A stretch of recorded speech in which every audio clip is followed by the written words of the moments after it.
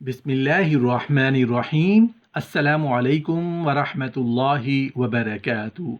नहमदुहु व नुसल्ली अला रसूलिहिल करीम। अम्मा बाद।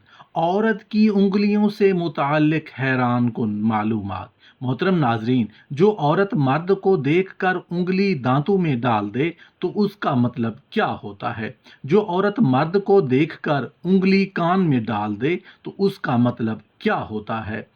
जो औरत मर्द को देखकर उंगलियां चटखाना शुरू कर दे तो उसका मतलब क्या होता है। जो औरत मर्द को देखकर उंगली नाक में डाल दे तो उसका मतलब क्या होता है। जो औरत मर्द को देखकर उंगली से सर खुजाना शुरू कर दे तो उसका मतलब क्या होता है। मोहतरम नाजरीन, आज की ये दिलचस्प मालूमात जानने के लिए वीडियो को आखिर तक ज़रूर देखिएगा। इससे पहले कि मैं आपको औरत की उंगलियों से मुताल्लिक दिलचस्प मालूमात शेयर करूं, उससे पहले एक छोटा सा दिलचस्प और सबक आमोज वाकया सुन लें। उसके बाद औरत की उंगलियों से मुताल्लिक दिलचस्प मालूमात इंशाअल्लाह आपके साथ शेयर की जाएंगी। दिलचस्प और सबक आमोज वाकया कुछ इस तरह है कि एक दिन खलीफा हारून रशीद और उसका वजीर मामूल के गश्त पर थे। रास्ते में एक जगह देखा कि एक नाबीना भिखारी खड़ा है। ये दोनों उसकी तरफ बढ़े। नाबीना भिखारी ने आहट सुनी तो सदा लगाई कि अल्लाह के नाम पर कुछ खैरात दे दो।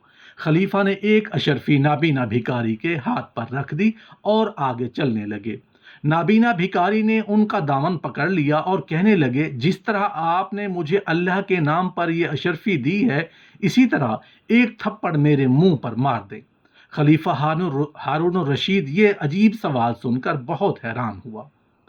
खलीफा हाथ छुड़वाकर आगे बढ़ने लगे, मगर नाबीना भिखारी ने दामन ना छोड़ा और इसरार करने लगा कि मेरे मुंह पर थप्पड़ मारें, और अगर ये मंजूर नहीं तो अपनी अशरफी वापस ले लीजिए।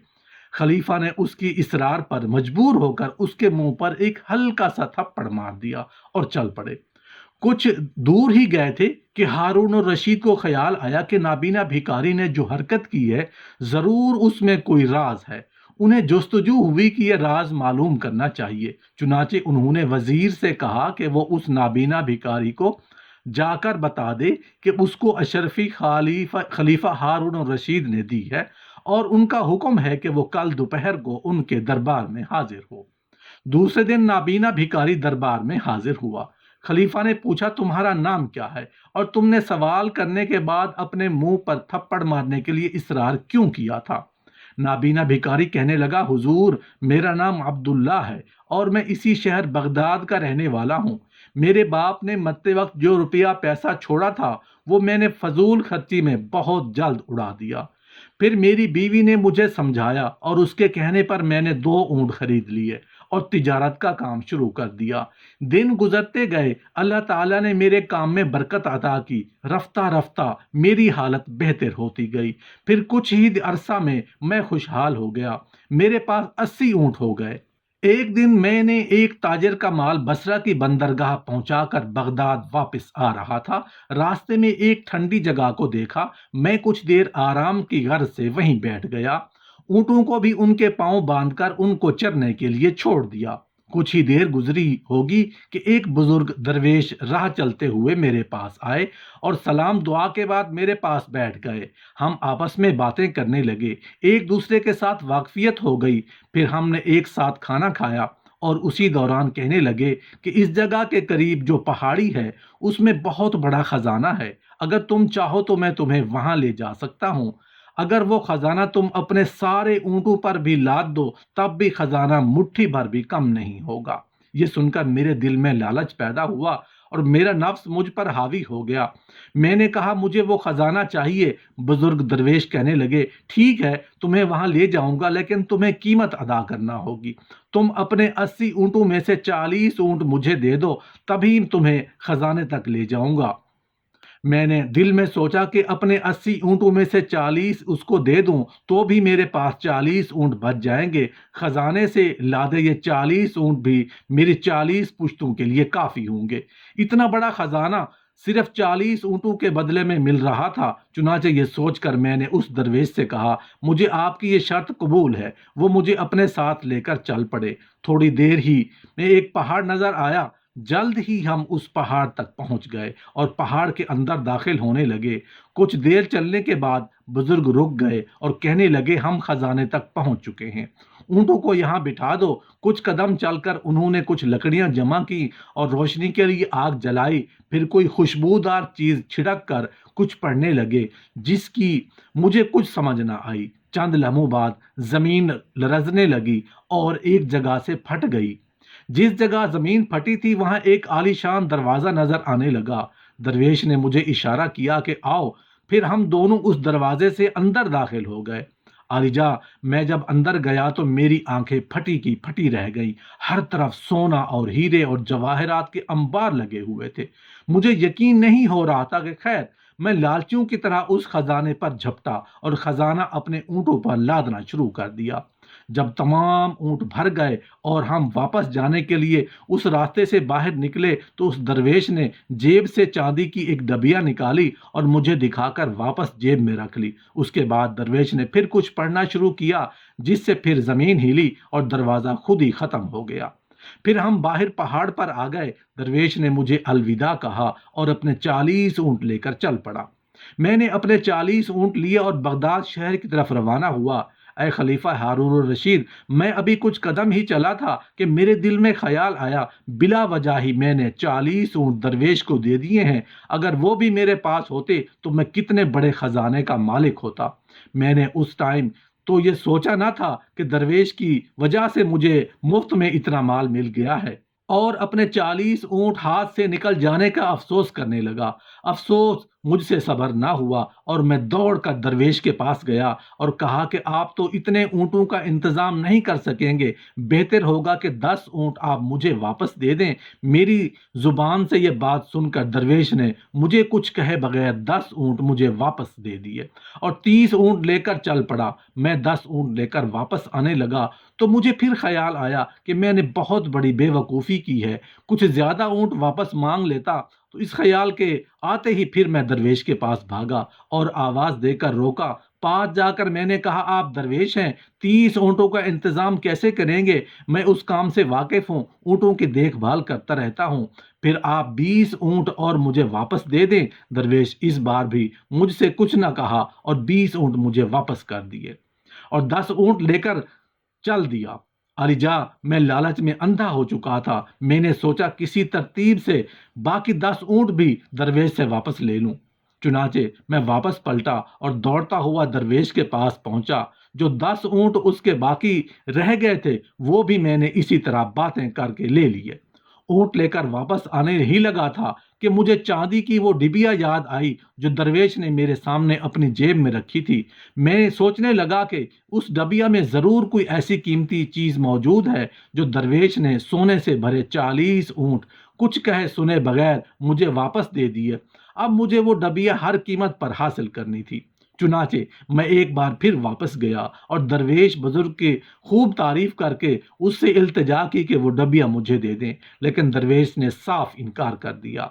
उसके इनकार करने से मुझे इस बात का यकीन हो गया कि जरूर उस डबिया में खजाने से बढ़कर कोई कीमती चीज मौजूद है। अफसोस के लालच ने मेरी आंखों पर पर्दा डाल रखा था और बदकिस्मती मेरे दरवाजे पर दस्तक दे रही थी। दर बदर की ठोकरें खाना और भीख मांगना ही मेरी किस्मत में लिख दिया गया था। उस डबिया को हासिल करने के लालच में दीवाना हो गया था। मैंने दरवेश को धमकी दी कि अगर उसने डबिया मुझे नहीं दी तो मैं उससे छीन लूंगा। और उस दरवेश ने जब देखा कि यह डबिया लिए बगैर नहीं जाएगा तो उसने वो डबिया जेब से निकालकर मेरे हवाले कर दी। मैंने डबिया खोली तो उसमें अजीब और गरीब किस्म का सुरमा था। मैंने उस दरवेश से पूछा कि ये क्या है। उसने बताया कि ये एक सुरमा है, अगर इसको दाईं आंख में लगाओगे तो जमीन में दफन सारी दुनिया के खजाने नजर आ जाते हैं। ये सुनकर मैं बहुत खुश हुआ। फिर मैंने उस दरवेश से कहा कि ये सुरमा मेरी दाईं आंख में डाल दें। दरवेश ने ऐसा ही किया। सुरमा लगाते ही मुझे जमीन में पोशीदा खजाने नजर आने लगे। मैंने सोचा कि एक आंख में लगाने से उसकी ये तासीर है तो दोनों आंखों में लगाने से न जाने क्या कुछ पोशीदा चीजें नजर आने लगेंगी। चुनाचे मैंने दरवेश से कहा कि वो मेरी बाईं आंख में भी सुरमा लगा दे। मेरी ये बात सुनकर वो बोला कि मैं नहीं करूंगा। اس کی تاثیر الٹی ہے۔ اگر بائیں آنکھ میں تم نے سرما لگایا تو نقصان اٹھاؤ گے، تم ہمیشہ کے لیے اندھے ہو جاؤ گے۔ مجھے لالچ نے گھیر رکھا تھا، میں نے سوچا کہ درویش مجھ سے جھوٹ بول رہا ہے، بھلا ایک چیز ایک ہی وقت میں فائدہ اور نقصان کیسے پہنچا سکتی ہے؟ اس میں ضرور کوئی بڑا فائدہ ہوگا جو یہ دوسری آنکھ میں سرما نہیں لگانے دے رہا۔ میں نے بہت اصرار کیا کہ وہ میری بائیں آنکھ میں بھی سرما لگا دے، لیکن درویش نہیں مانا۔ میں اصرار کرتا رہا اور وہ انکار کرتا رہا۔ آخر کار تنگ آ کر اس نے کہا کہ اگر اس نے میری بائیں آنکھ میں سرما نہ لگایا تو میں اسے مار ڈالوں گا۔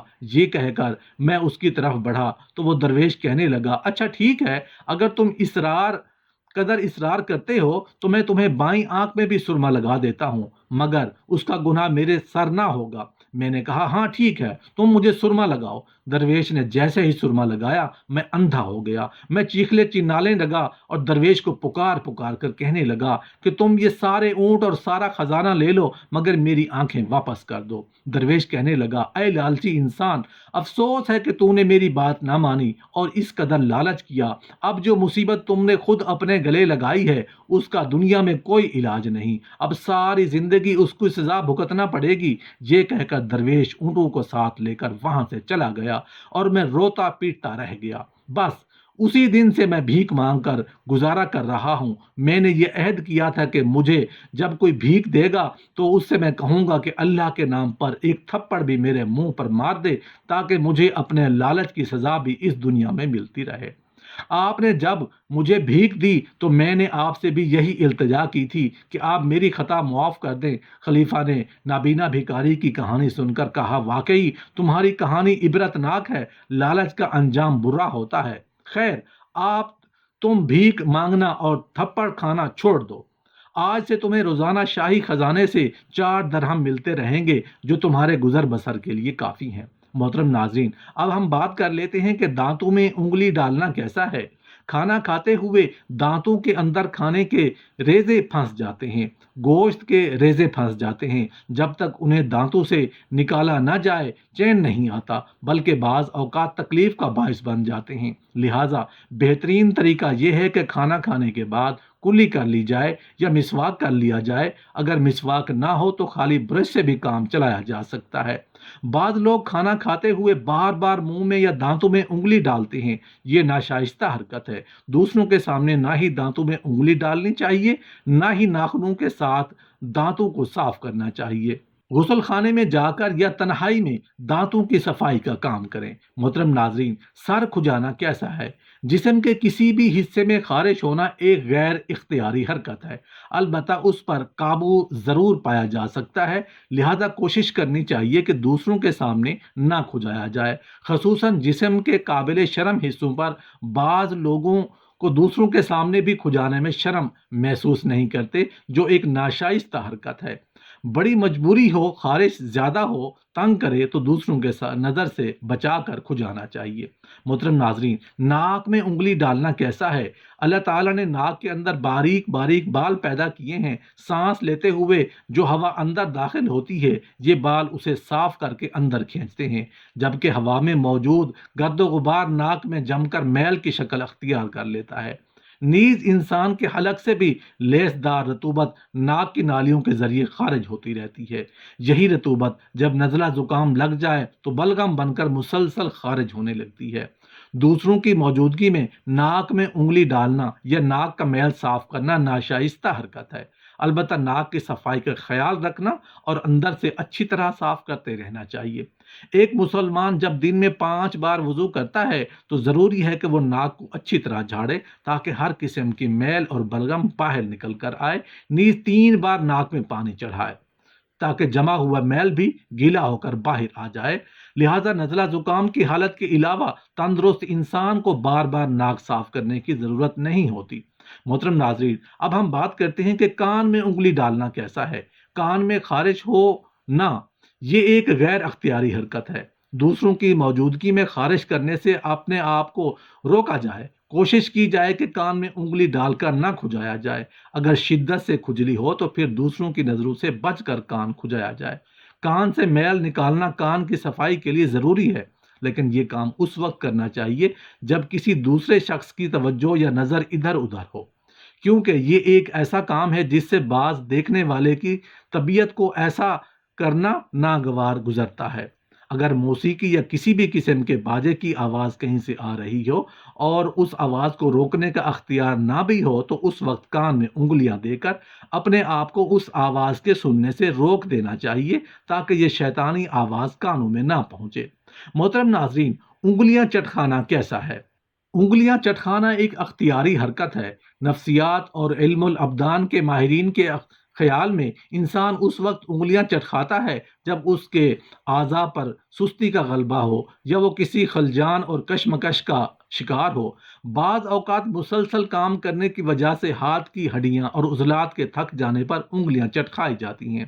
انگلیاں چٹکھانے سے انگلیوں کے جوڑ ڈھیلے ہو جاتے ہیں اور ان کی کارکردگی میں کمی ہونا شروع ہو جاتی ہے۔ انگلیاں چٹکھانا دوسروں کے لیے ایک ناگوار حرکت نہ ہوتی بشرطے کہ اس سے آواز پیدا نہ ہوتی، لیکن یہ بھی درست ہے کہ کوئی شخص انگلیاں نہ چٹکھاتا اگر آواز پیدا نہ ہوتی، کیونکہ انگلیاں چٹکھانے والے کو اس آواز میں ایک نفسیاتی اور سماعی لطف محسوس ہوتا ہے اور اس لطف کو حاصل کرنے کے لیے بار بار یہ حرکت کرتا ہے۔ انگلیاں چٹکھانے والے کو جس قدر اس حرکت سے لطف حاصل ہوتا ہے، سننے والے کو یہ حرکت اسی قدر ناگوار محسوس ہوتی ہے، لہٰذا دوسروں کی موجودگی میں اس حرکت سے اجتناب کرنا چاہیے۔